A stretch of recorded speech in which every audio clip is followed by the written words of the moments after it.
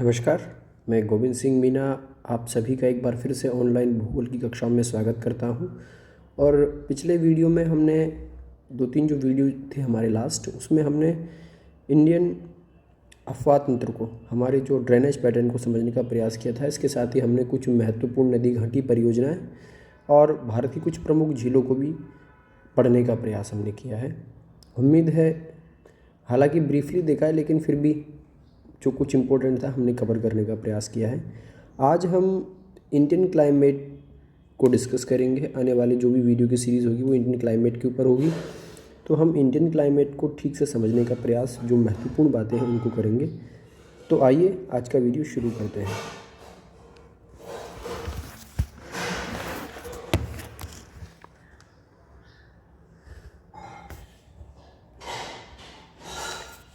अगर बात करें हम इंडिया के क्लाइमेट की, तो हमारा जो भारत है मूलतः देखा जाए तो मानसूनी जलवायु वाला देश है।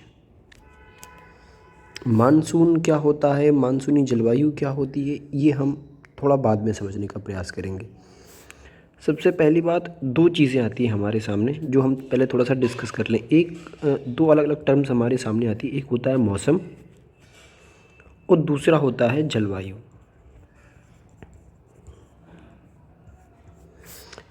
ये दोनों शब्द देखने में लगते एक जैसे हैं, लेकिन इनके जो अर्थ हैं उनमें व्यापक अंतर है। अगर हम बात करते हैं मौसम की, तो मौसम क्या होता है, किसी भी स्थान पर दिन भर की या 1-2 दिन की या सप्ताह भर की जलवायुवीय दशाएं जो होती हैं, वायुमंडलीय दशाएं जो होती हैं, उनको कहा जाता है। यानी कि थोड़े समय के लिए होने वाली वायुमंडलीय दशाओं के योग को हम क्या कह देते हैं, मौसम। जबकि जो जलवायु होती है, कभी ऐसा सुना है आपने कि यार आज जलवायु बहुत ख़राब है। कभी कभार जब बारिश के दिनों में अचानक से ठंड आ जाए या गर्मी के दिनों में अचानक से बारिश आ जाए तो हम कहेंगे कि यार मौसम परिवर्तित हो रहा है। ये नहीं कहेंगे कि जलवायु परिवर्तित हो रही है। तो मौसम क्या है, शॉर्ट टर्म्स के लिए, short terms, very short terms, 1-2 दिन सप्ताह भर के लिए जो वायुमंडलीय दशाएं होती हैं उनका जो योग होता है वो मौसम कहलाता है। जबकि दीर्घकालिक वायुमंडलीय या दीर्घकालिक मौसमी परिस्थितियों का जो औसत निकल के आता है, दीर्घकालिक मौसमी परिस्थितियाँ हैं या दीर्घकालिक मौसमी वायुमंडलीय परिस्थितियों का जो योग है वो जलवायु कहलाती है। तो ये तो हो गई मौसम और जलवायु संबंधी बात।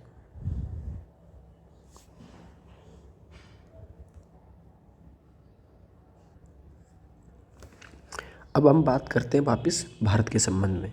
भारत हमारा जो है उपोष्णकटिबंधीय मानसूनी जलवायु वाला देश है। उपोष्णकटिबंधीय मानसूनी जलवायु वाला देश है।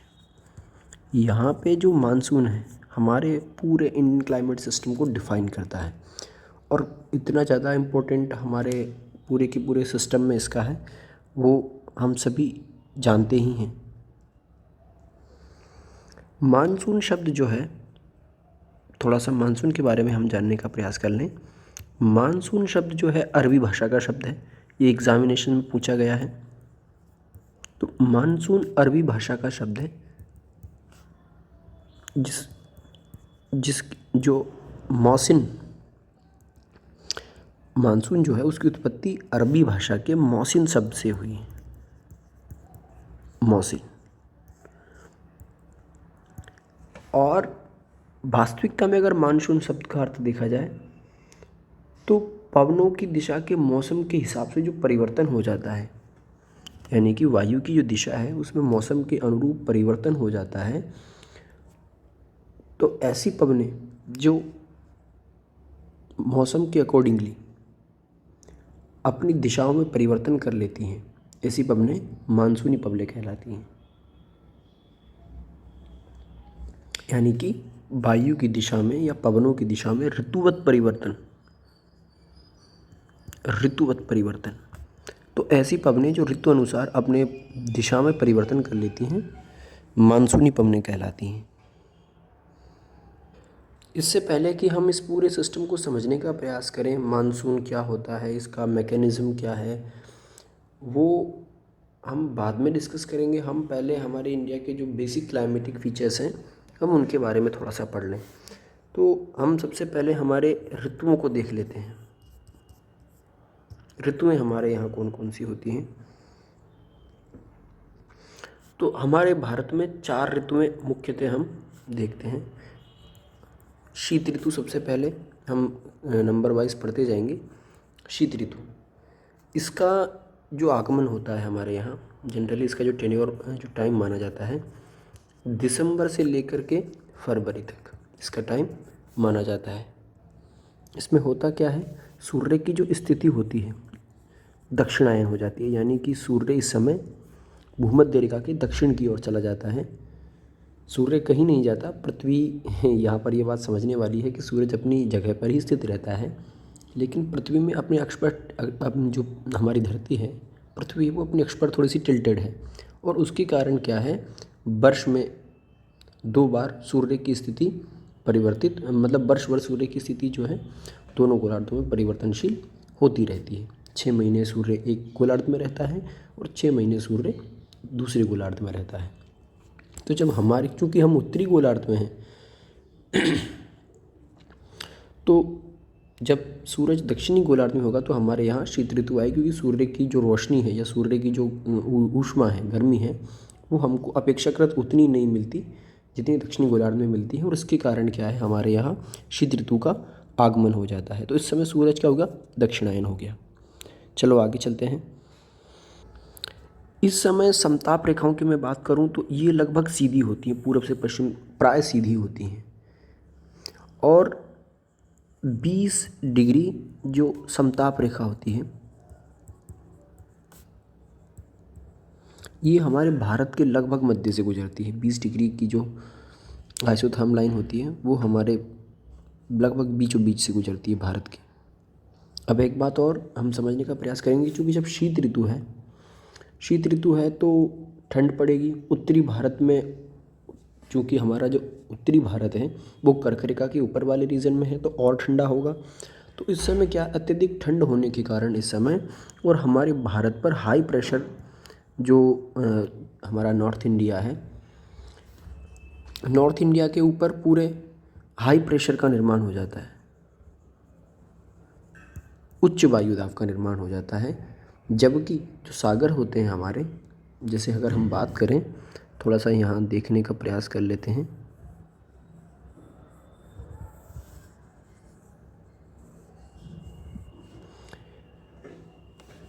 यहाँ से कर्क रेखा जा रही है इस तरीके से, यहाँ पर श्रीलंका है, और ये जो पूरा रीजन है, अगर हम बात करें यहाँ इस तरीके से हमारे भूमध्य रेखा है 0 डिग्री, और सूर्य की जो स्थिति है इस समय मकर रेखा के आसपास है।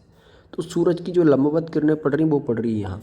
ये जो पूरा रीजन है ये बहुत ठंडा हो जाएगा, और स्पेशली हमारे यहाँ पर तो सागरीय समकालीन दशाओं का प्रभाव रहेगा दक्षिणी भारत में, लेकिन जो मध्य भारत है और कर्क रेखा के ऊपर वाला जो हमारा भारत है वहाँ पर ठंड अत्यधिक मात्रा में पड़ेगी, जिसके कारण क्या होगा, इस पूरे हमारे जो नॉर्थ इंडिया वाला जो रीजन रहेगा यहाँ पर हाई प्रेशर का निर्माण हो जाएगा।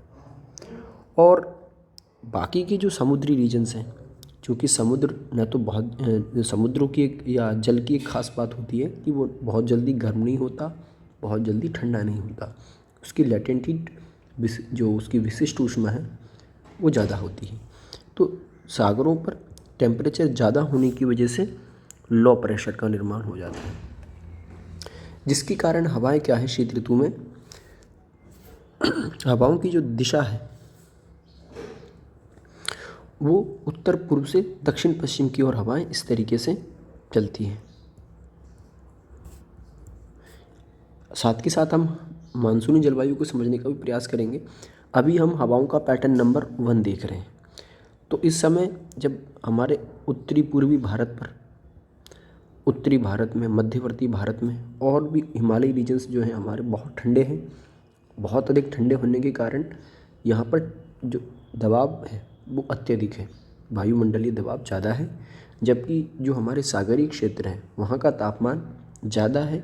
और ज़्यादा तापमान है किसी स्थान का तो वहाँ का जो वायुमंडलीय दबाव होगा वो ऑटोमेटिकली कम होगा। और पवनें हमेशा जो चलती हैं, एयर्स जो चलती हैं हमेशा हाई प्रेशर से लो प्रेशर की ओर चलती हैं। यहाँ पे एक बात और मैं आपको क्लियर कर दूँ कि टेम्परेचर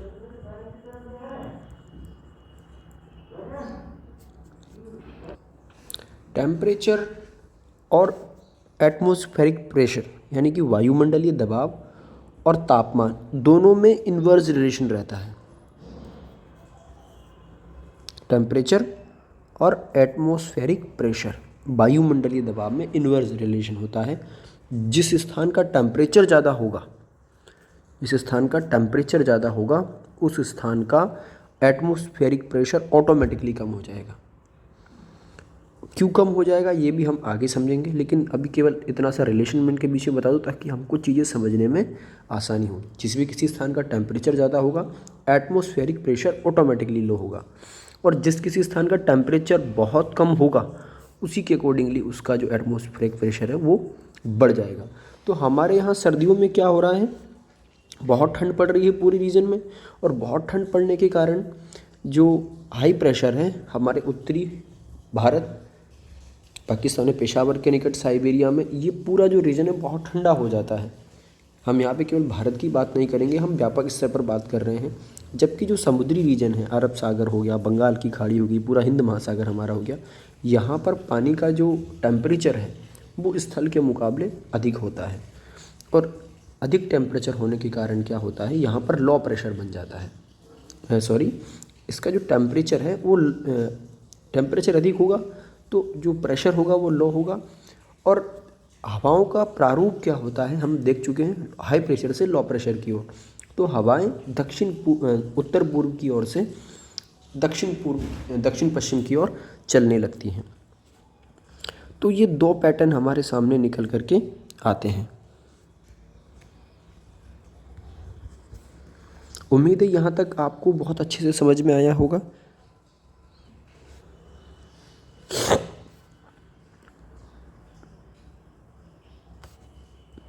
अब हम आगे चलते हैं।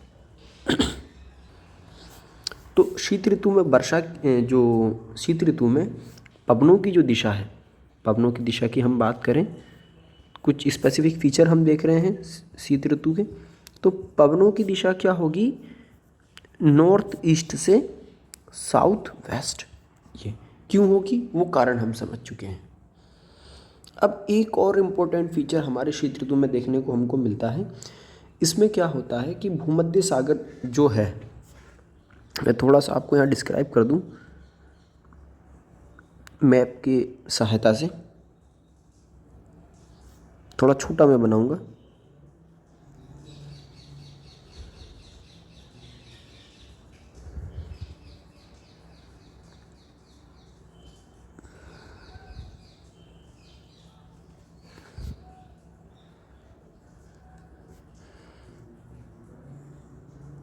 ये हमारा अफ्रीका है,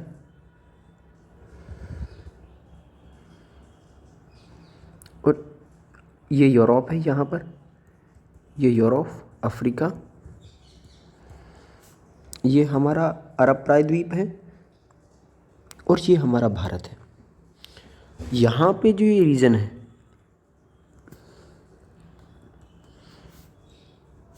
ये जो रीजन है ये है हमारा भूमध्य सागर। इस समय क्या होता है, भूमध्य सागर पर शीतोष्ण चक्रवात का निर्माण हो जाता है। मेडिटेरेनियन सी में शीतोष्ण चक्रवात पश्चिमी जेट स्ट्रीम के सहारे, जेट स्ट्रीम क्या है, ये बहुत सारी चीज़ें यहाँ पे मिक्सअप हो रही है, लेकिन हम इनको डिस्क्राइब या समझने का प्रयास, हम बेसिकली फर्स्ट ईयर में ये पढ़ते हैं कि जेट स्ट्रीम क्या होती है, पश्चिमी जो विंड्स होती हैं, वेस्टर्लीज होती हैं, वो क्या होती हैं। पश्चिमी जेट स्ट्रीम उच्च वायुमंडल में क्षोभमंडल की ऊपरी सीमा में चलने वाली पवनें होती हैं, और ये पवनें पश्चिम से पूर्व की ओर बहती हैं। तो ये पश्चिमी से पूर्व की ओर बहने वाली जो पवनें होती हैं, अब चूंकि सूर्य इस समय दक्षिणायन हो गया है, तो जो हमारी जेट स्ट्रीम होती हैं वो बेसिकली होती क्या है, सरकमपोलर विंड्स होती हैं, जो ध्रुवीय पवनी होती हैं। ध्रुवीय पवनों का जो आकार होता है सर्दी के दिनों में बढ़ जाता है, और बढ़ते बढ़ते वो कहाँ तक आ जाता है, यहाँ तक, और भी दक्षिण भारत के हमारी कर्क रेखा है उसके नीचे तक ये चला जाता है। जेट स्ट्रीम इसको कह देते हैं। आगे हम इसको थोड़ा सा और डिस्क्राइब करेंगे। तो पश्चिमी जो विक्षोभ हैं उनको हम समझने का प्रयास यहाँ कर रहे हैं, जो शीत ऋतु में मुख्यतः हमारे यहाँ देखा जाता है। शीत ऋतु के अवसान के समय, शीत ऋतु में भी हम इसको महसूस, कई बार इसको देखा गया है, अक्सर देखा जाता है। Sorry for all that.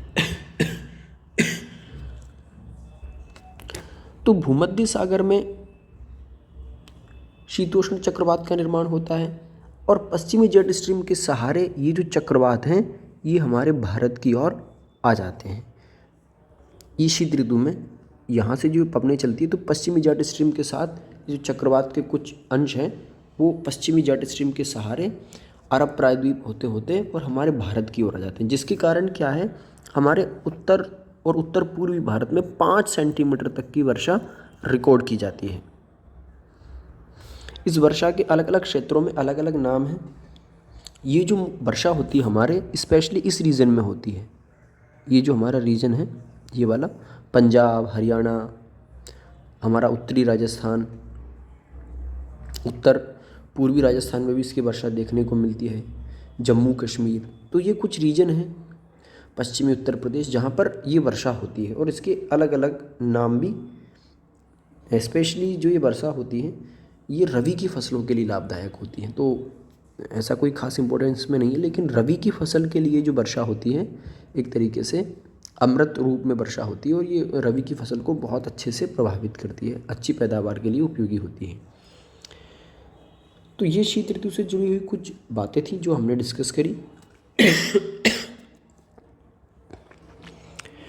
Climate जो टॉपिक है थोड़ा लंबा है, हम थोड़ा सा ब्रीफली, क्योंकि चीज़ें अगर हम इसमें बहुत ब्रीफली लेंगे तो दिक्कत हमारे सन्मुख ही रहेगी। तो वीडियो को ज़्यादा लंबा नहीं करें, बाकी की जो रिमेनिंग आज थोड़ा सा हमने इसको डिस्क्रिप्टिवली लिया, थोड़ा लंबा इसमें समय लिया, हम इसको और शॉर्ट करने का प्रयास करेंगे, अन्यथा इसी में लगभग 4-5 वीडियो, 6-7 वीडियो हमारे ख़त्म हो जाएंगे। तो आज की वीडियो को हम यही समाप्त करते हैं। अगली वीडियो में हम इसको और बेहतर ढंग से समझने का और आगे की जो ऋतु हैं उनको देखने का प्रयास करेंगे।